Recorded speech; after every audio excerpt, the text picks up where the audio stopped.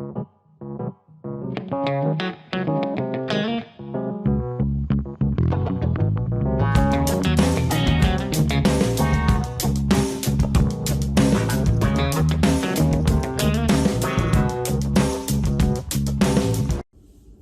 guys, welcome back to TV Spoilers.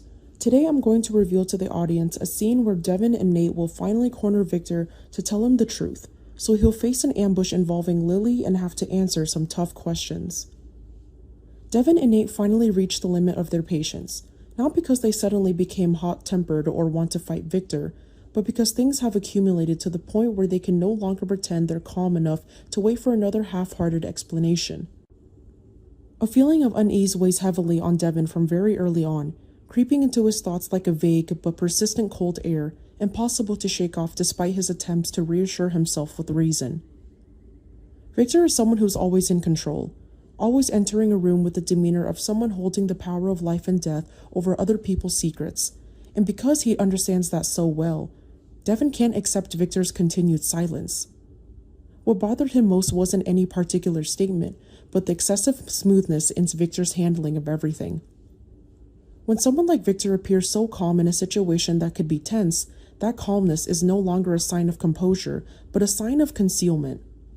Devon sensed this with an almost instinctive intuition, a rough and heavy feeling, as if every piece of the puzzle had been deliberately twisted just enough to make the picture seem logical at first glance, but the longer you look, the more wrong it becomes. Nate entered this conversation with a different kind of tension. If Devon was driven by intuition, Nate was pushed to the limit by reason. He wasn't easily swayed by emotion, nor was he the type to jump to conclusions without sufficient evidence to suspect anything. But precisely because of that, when he began to sense something was wrong, its severity only increased. Nate watched Victor's reaction.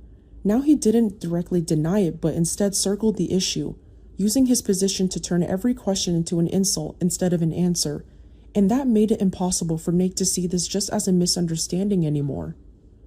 He understood very well how those in positions of power often allow themselves to believe that the end justifies the method. For Victor, using people as pawns was nothing new.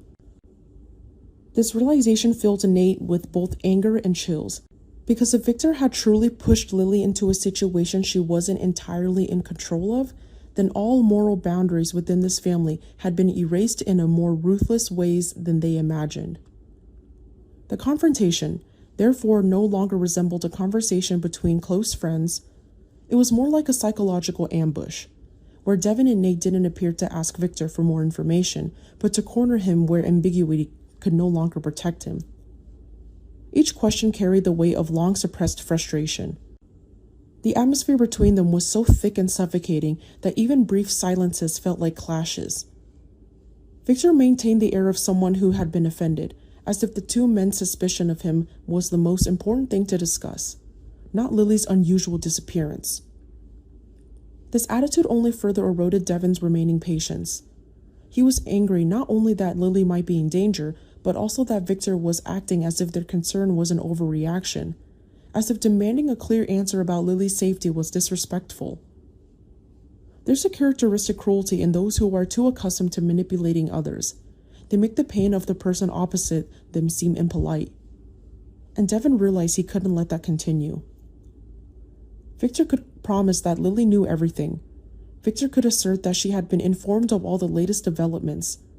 Victor might even try to create the illusion that everything was going according to plan, that what was happening was just a part of a larger scheme and that Lily had accepted her role in it.